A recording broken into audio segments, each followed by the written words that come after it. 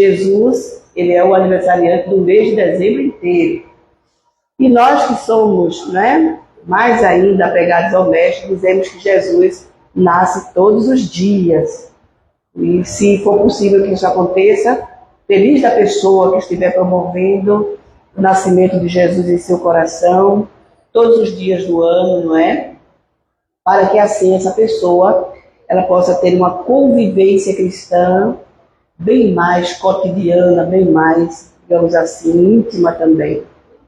Então Jesus é essa criatura aí amorosa que a doutrina espírita vem nos apresentando, não é?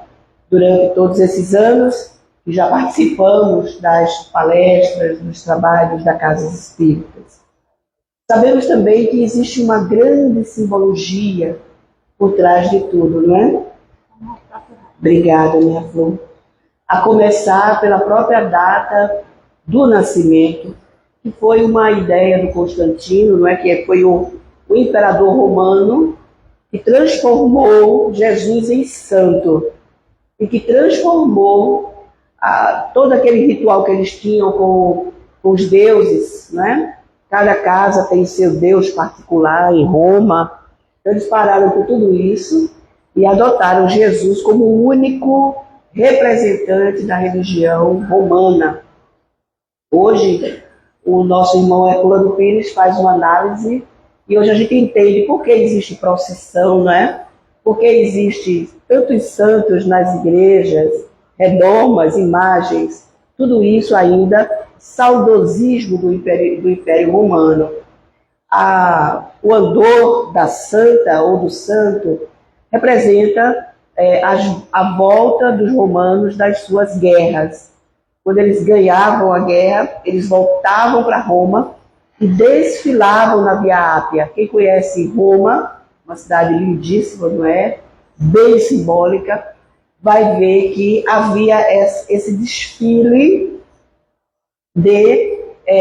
dos escravos que vinham trazendo em andores os despojos do rei que eles mataram e dominaram, os tesouros que eles, né, confiscavam e traziam para Roma, por isso que Roma era tão rica, né? Então, o andor representava essa chegada triunfal em Roma, depois de uma campanha muito bem feita, aliás. O maior império, o maior exército que já houve no planeta chama-se Império Romano, não é? Eles eram muito adiantados. Os romanos já tinham água encanada naquela época. O Código Civil romano vale até hoje em muitos tribunais do mundo. Eles eram realmente pessoas muito inteligentes. Mas a gente sabe que as questões morais eram diferentes, né? Então, as imagens dos santos representam os deuses romanos, porque o imperador cristiano, não é? Ele transformou, portanto, a religião romana na religião cristã. E aí os símbolos, são muitos os símbolos que nós usamos para lembrar Jesus. A própria ceia, que é servida, não é? Lembra a Santa Ceia, que Jesus foi o último, digamos assim, o último ato como pessoa humana que ele desempenhou foi no sermão do cenáculo ou no sermão da Santa Ceia. Então, a gente cear do dia 25 de dezembro para o dia 26, a gente está relembrando aquele encontro de Jesus com seus 12 apóstolos. Depois 11, né? Porque Judas lamentavelmente saiu da reunião e foi buscar os soldados para prender Jesus, né? Sabemos disso aí também. As bolas representam as frutas que nós colocamos na nossa mesa, na nossa fruteira, né? Mas elas também têm uma significação pitoresca, campestre. Então, na Europa, quando havia uma safra muito boa e as laranjas, as maçãs, as peras, os frutos pendurados representavam fartura. Então, colocavam, antigamente, não é, antes de serem as árvores que hoje nós temos, colocavam uma árvore, cortavam uma árvore menorzinha e essa árvore recebia enfeites. Como as frutas apodreciam, aí foram surgindo as bolas de madeira, representando os frutos. E depois, quem foi que trouxe para dentro de casa a primeira árvore de Natal do planeta? Pelo menos é assim que está lá dizendo. Foi Martinho Lutero, não é? Aquele moço que provocou a reforma protestante. Então hoje nós temos nossos irmãos protestantes, graças ao ato aí de Martinho Lutero, em refutar, digamos assim, as ordens, as regras muito duras dos cônegos, dos bispos, daqueles que tinham maior poder dentro da igreja. E o escritor italiano Umberto Eco representou isso muito bem sobre a reforma protestante, escrevendo um livro chamado O Nome da Rosa. Então, ali naquela obra está explicado por que houve a reforma protestante, né? Alguns padres apareciam mortos e ninguém sabia qual era a causa. A medicina era muito, naquele tempo, muito precária, não era como hoje. Então, esses padres, depois, Humberto Eco, né, ele vai contar no livro que, na verdade, os padres morriam sem saber que estavam se matando. Porque aquelas pessoas que têm mania de molhar o dedo e passar no livro, não é? As folhas do livro tinham veneno. Então, quando o padre fazia isso, e botava na boca, ele estava ingerindo veneno devagar, não é? Então ele morria devagar também. Enfim, aí Martinho Lutero foi a pessoa que primeiro colocou dentro de casa uma árvore. E hoje as árvores são enfeitadas da forma como como vocês bem conhecem. Então os símbolos, não é, do Natal são muito importantes também para a gente, não é, lembrar de Jesus. O Santa Claus, que é o Papai Noel, não é? Ele era um bispo de um coração generosíssimo. Ele tinha muita dó das famílias que não tinham o que comer. E nós sabemos que o frio europeu, o nosso frio nem chega nos pés do frio europeu, não é? Então muitas pessoas morriam de frio, sem calor. Hoje não, os europeus têm seus aquecedores, os carros têm seus aquecedores. Então hoje só morre de frio numa circunstância de regra, não de exceção, não de regra, não é? Então, o Santa Claus, como ele é conhecido na Europa, ele tinha muita pena, principalmente das crianças, porque passavam fome. Então, o que ele fazia? Durante o ano inteiro, ele fabricava brinquedinhos para as crianças e no Natal ele dava e colocava nas janelinhas das casas moedas, dinheiro, para eles comprarem algum alimento, alguma coisa. Então, o Papai Noel é um símbolo do Santa Claus, que existiu realmente, né? Só que o Papai Noel dos nossos dias, ele é mais merchandising do que propriamente símbolo natalino, né? Lamentavelmente. Mas vejam, por que Jesus precisou vir com tanta antecedência? Porque 2.500 anos, por que não veio agora? Que a tecnologia está aí, não é? É uma realidade para todo mundo. Tanta coisa boa que o planeta tem, a medicina imagética, não é? Hoje o médico descobre rapidinho o que é que você tem no seu corpo físico através de uma imagem de ressonância, de tomografia, de raio-x. Por que Jesus veio no tempo tão atrasado que ele precisou curar uma pessoa fazendo a primeira pomada que se tem notícia, jogando saliva no chão, fazendo um mingauzinho e passando no olho de um cego de nascença? Então, por que, Jesus, você veio com tanta antecedência? É porque muitos estrategistas, líderes como Jesus, precisam agir com muita antecedência para justamente garantir o futuro daqueles que ele é o líder, que ele é o responsável, que ele é a pessoa, digamos assim, mais importante dali daquele grupo. E nós temos essa informação de que Jesus é o governador espiritual do nosso planeta, mediante o primeiro capítulo de João, o evangelista, que diz lá no seu evangelho: e o sol veio habitar a terra e a terra não o reconheceu. Antes que a terra existisse, ele já existia. Se a gente for fazer as contas, A Terra hoje ela tem mais de 4 bilhões de anos. E Jesus já existia antes dela. Então imaginemos a idade desse espírito, que é considerado pelo Espiritismo como espírito puro. Imaginemos a capacidade dessa criatura, que é responsável não somente pelos 8 bilhões de espíritos encarnados, mas é responsável também pelos 3 vezes esse número de desencarnados. Nossa irmã estava dando aula aqui, né? Sobre os desencarnados, se eles devem ou se eles não devem aparecer na reunião mediúnica. Nós temos, graças às casas espíritas, graças ao Espiritismo, essa condição de ajudar os espíritos desencarnados, que muitas vezes nem sabem que já morreram. Eles continuam pensando, sentindo fome, dor, frio, febre, dor de cabeça, desamor, raiva, emoção. Então, como é que eu já estou morto se eu estou sentindo tudo isso, né? É que a gente sabe que a morte mata o corpo, mas não mata o espírito. Por isso que a gente fala desencarnado. Então, a pessoa deixa sua carne de lado e vai para o mundo espiritual, levando o seu corpo espiritual pelo espírito e ele mesmo.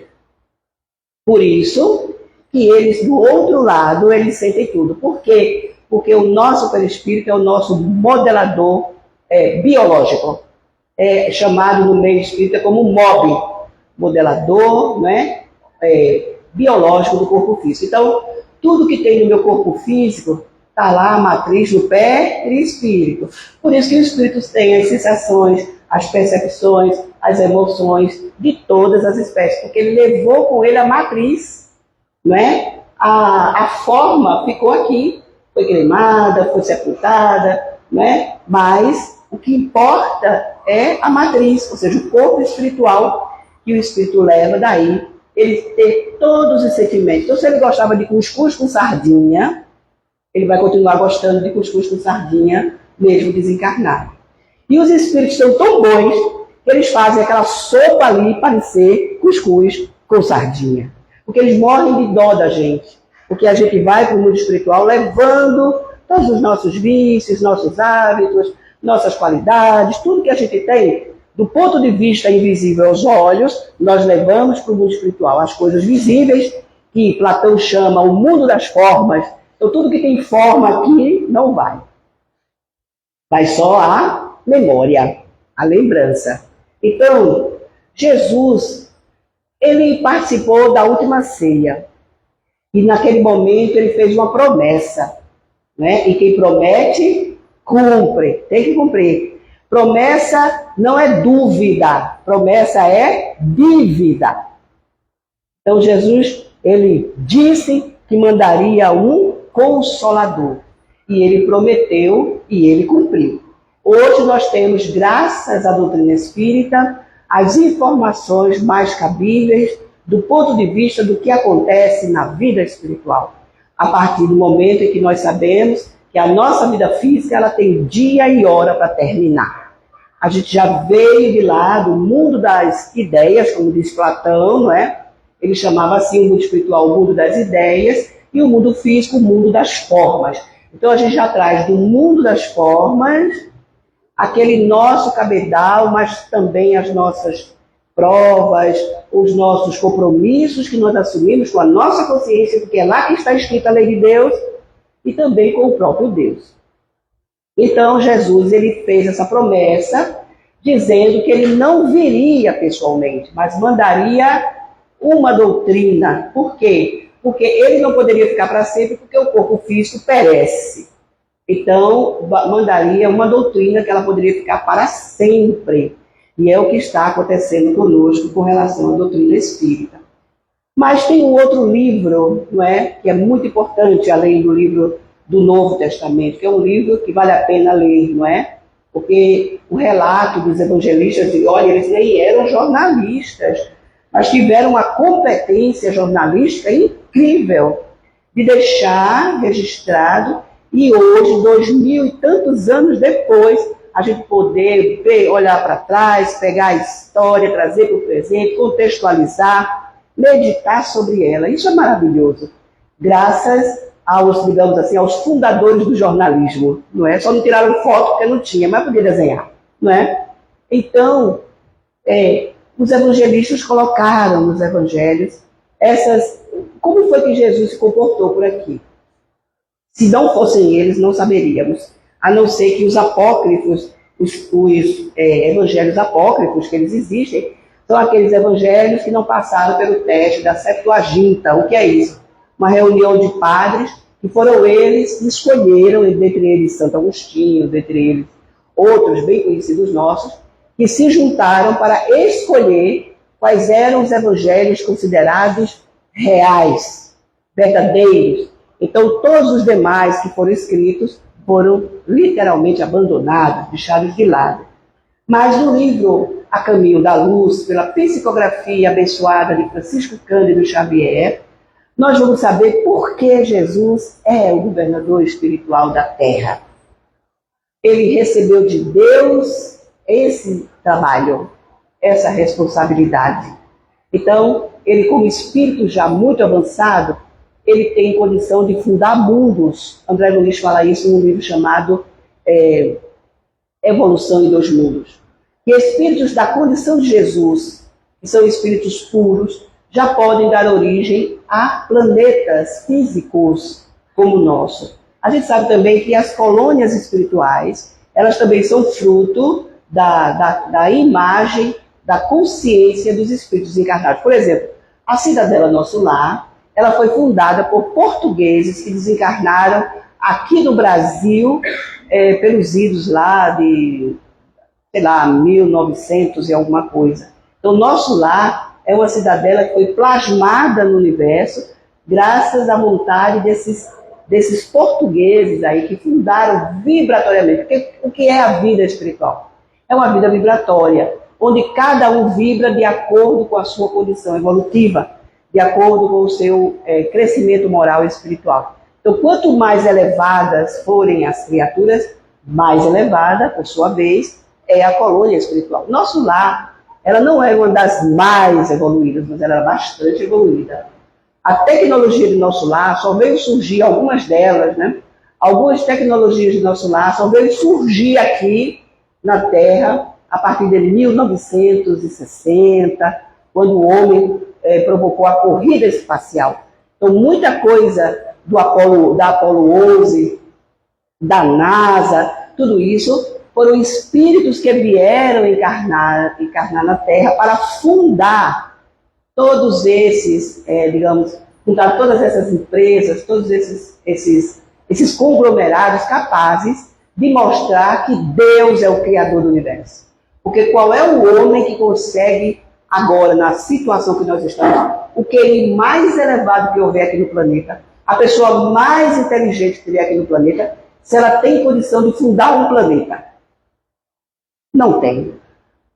Não tem. Então, trouxeram para cá todo o conhecimento, não é? Para que nós pudéssemos entender como funciona o mundo espiritual. Por isso que aquela série de André, começando de Nosso Lar, indo até E a Vida Continua, é chamada de A Vida no Mundo Espiritual.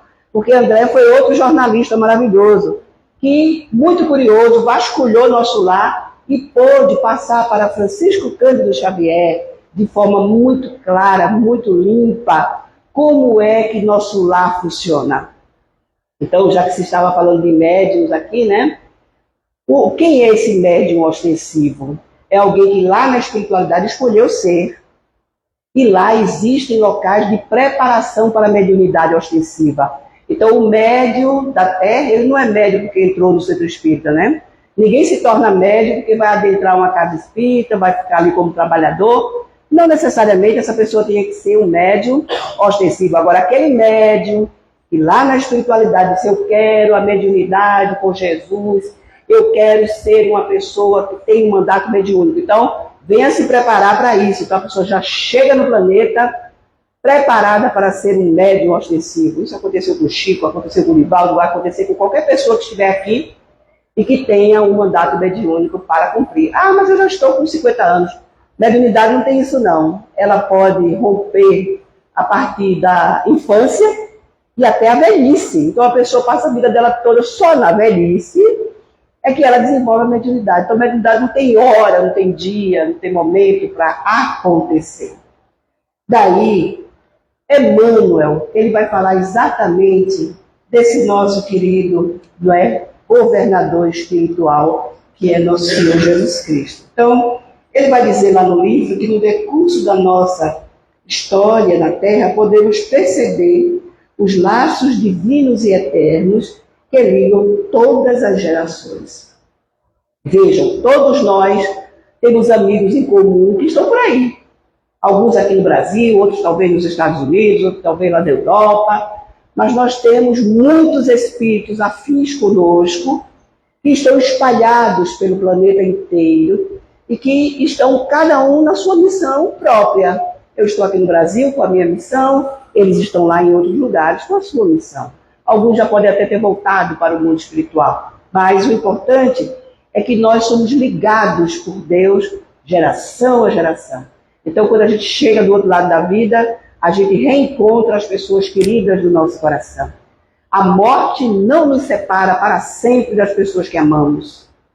A reencarnação, muito menos.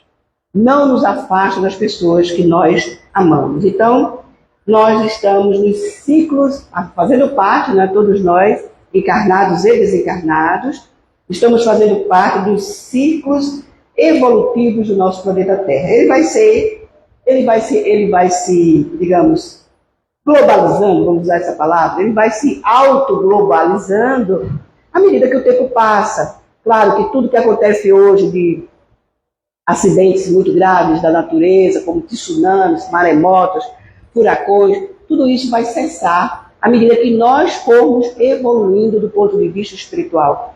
Não vai mais haver necessidade de mortes coletivas. Porque o que são esses fenômenos naturais? Não estamos falando da guerra. Guerra é uma coisa provocada pelos homens.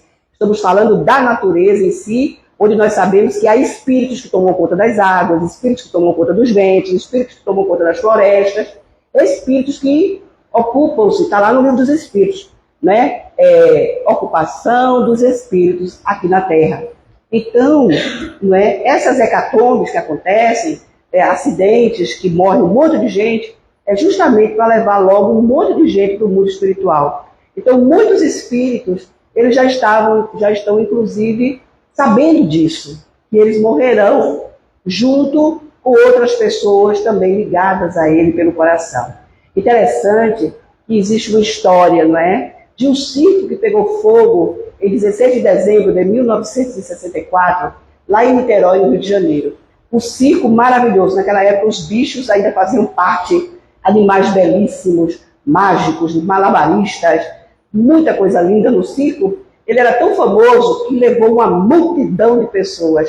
Muitas pessoas, depois do que aconteceu, deram seu depoimento. Eu cheguei atrasada. Eu não pude comprar meu ingresso. Ou seja, porque não era o dia de estar ali, não era o dia de morrer naquele acidente. Mas morreram muitas pessoas. Porque do nada, né, vamos dizer assim, como todo mundo usa a expressão, o circo pegou fogo. Começou a pegar fogo. E foi difícil, não somente para quem estava ali no momento, mas para os próprios bombeiros apagar o fogo. Então eu me lembro que Raul Teixeira, um grande palestrante espírita, ele contou que ele teria morrido naquele circo se a mãe dele não tivesse prendido ele dentro de casa. Porque ele queria ir para o circo e a mãe dele, sozinho você não vai. E não deixou ele ir de jeito nenhum. Então ele agradeceu a mãe dele depois, né? Você não vai. O não, às vezes, é necessário, não é? Então, muitas pessoas morreram queimadas, outras carbonizadas, outras pisoteadas, porque imagine o desespero de um monte de gente querendo sair, todo mundo pelo mesmo lugar, diante de uma catástrofe dessas, né? Mas por que esse incêndio do circo aconteceu? Tem um propósito. E o propósito está no ano 147. Olha que diferença. Século 100, século 20. Foram precisos, né, muito mais tempo para que aqueles espíritos do ano de 147 pudessem cumprir ou pudessem resgatar seus débitos com Jesus no ano de 1964. Veja como Deus trabalha. Deus trabalha dessa forma. E aí o que aconteceu? em 147. A Gália, que hoje é a França, ia receber um tribuno maravilhoso romano, um homem extraordinário, bonito, competente, não é? Audacioso, valente. César, o César era apaixonado por ele, porque ele era competente até umas horas. E aí esse homem ia passar umas férias, uns diazinhos, descansando, depois de uma batalha e tudo mais. Então, esse agrupamento que ocupava essa certa região da Gália foi incumbido de fazer aquele tribuno passar os melhores dias da sua vida, ou seja, fazer tudo para que ele fosse feliz, ele fosse por uma semana, um mês, era a obrigação deles. Então eles se reuniram, né? É o que a gente faz para a gente organizar qualquer coisa. Reúne aí, vamos nos reunir para ver o que, é que a gente pode fazer para agradar essa pessoa. Aí começam as sugestões. Só que Kardec vai dizer lá no livro dos médiuns que toda reunião de encarnados ela implica automaticamente numa reunião de desencarnados. Então, todo mundo que a gente está aqui, está um muito desencarnado aqui com a gente. Então, cada um foi dando a sua opinião. Ah, já sei, vamos botar as bailarinas, aquelas moças que dançam de forma sensualista, para agradar o treinador. Ah, mas isso aí ele já está acostumado, ele vê mulher bonita todos os dias. Então, vamos fazer, vamos levar as feras, vamos soltar alguns animais para desfilar e tal mais. Aí foram dizendo várias coisas, até que alguém saiu com a seguinte ideia: vamos matar os cristãos. Até aquele momento, no ano de 147, a convivência de romanos com cristãos era bem tranquila. Não havia perseguição, não havia nenhum tipo de rechaço. Os cristãos agiam livremente, faziam suas reuniões para lembrar Jesus, enfim, né, podiam confessar a sua fé. Só que essa ideia, assim, vamos matar cristãos, mas como? Crucificado, mas crucificado ele já sabe como é.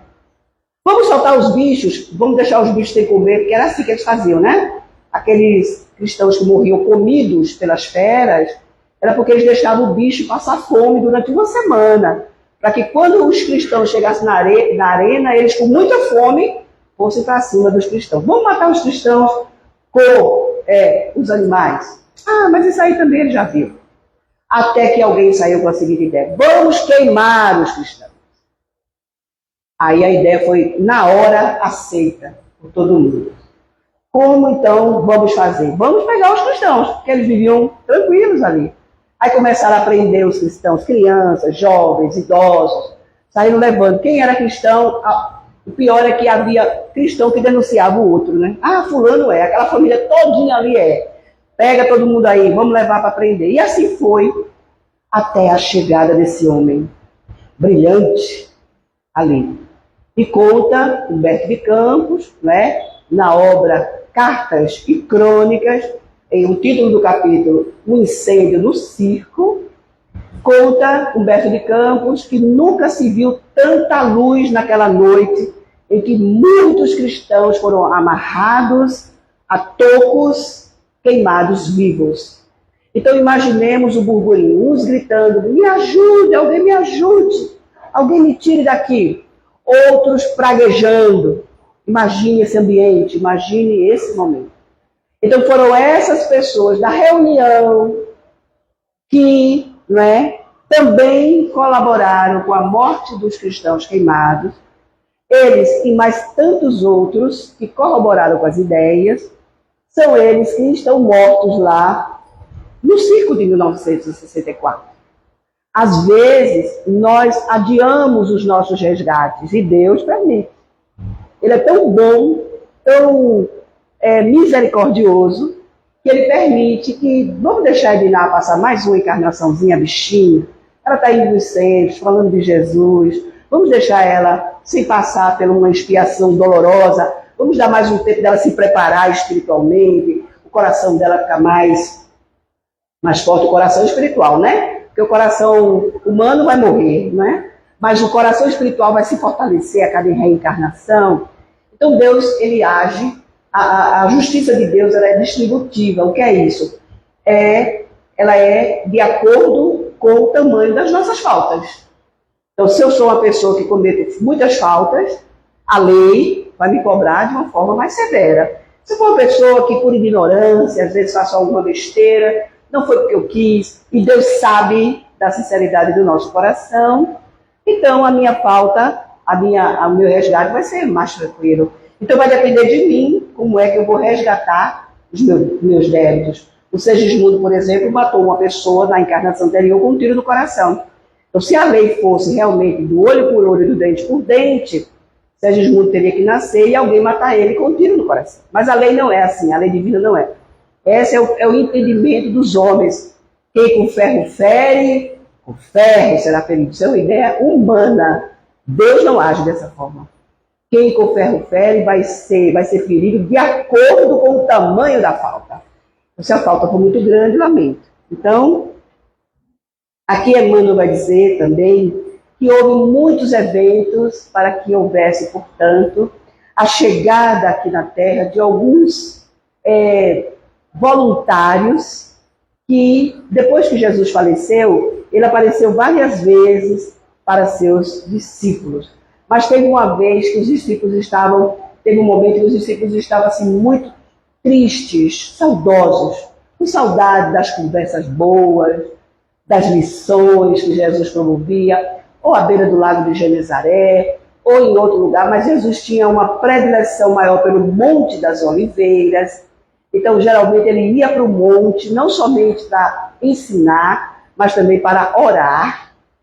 E olhem, observem, que no momento atual, as sombras, as trevas, têm impedido o homem de orar, porque tem acontecido muita coisa ruim. Esse tipo de coisa ruim que tem acontecido é sintoma de falta de oração. Se a gente orasse mais, se protegeria mais, porque oração é proteção, oração é remédio, oração é cura. Então, as trevas fazem o possível para que o homem deixe de orar. E como o mal não tira férias, imaginemos por que as coisas estão acontecendo dessa maneira. Falta Jesus no coração e falta oração na alma dos cristãos, não é? Então, nessa noite, Pedro, André estavam conversando e justamente falando da saudade que eles estavam sentindo de Jesus.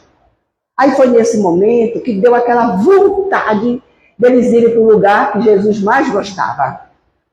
E subiram, não somente eles, mas Humberto vai dizer que mais ou menos 500 pessoas subiram o monte. E aí, ao subir esse monte e chegar lá em cima, surpresa, quem é que aparece para eles? Jesus. Aí Jesus vai conversar com eles, vai dizer que vai mandar para o nosso planeta vários e vários representantes, emissários, enviados, para que ajudem a Terra a passar pelas provas, pelas expiações da melhor maneira possível. E são vocês que estão aqui nessa noite. Então vejam, esse grupo de mais ou menos 500 pessoas que estavam mortos de saudade de Jesus, foi a esse grupo que Jesus colocou diretrizes para o futuro. Ele deu a essas pessoas uma missão especial. Paulo de Tarso vai falar dessas pessoas, dessas 500 pessoas conhecidas como os 500 da Galileia. Paulo vai falar na sua carta aos Coríntios, a sua primeira carta. Paulo vai falar no capítulo 15 sobre essas 500 pessoas. E ele faz lá uma menção a eles muito carinhosa.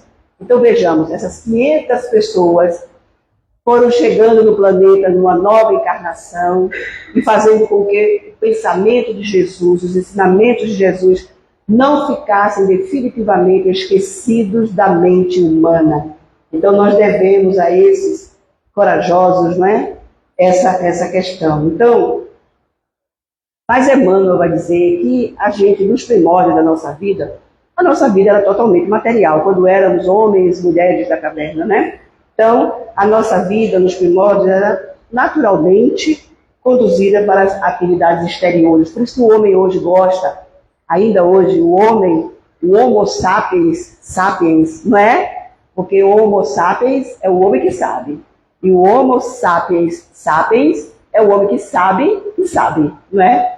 Então, o homem de hoje que sabe, o que está fazendo aqui, mais ou menos, ele, não é, ainda gosta de práticas exteriores. É por isso que a gente vê as pessoas, né, exibindo seus corpos nas redes sociais, sua maquiagem, seu cabelo.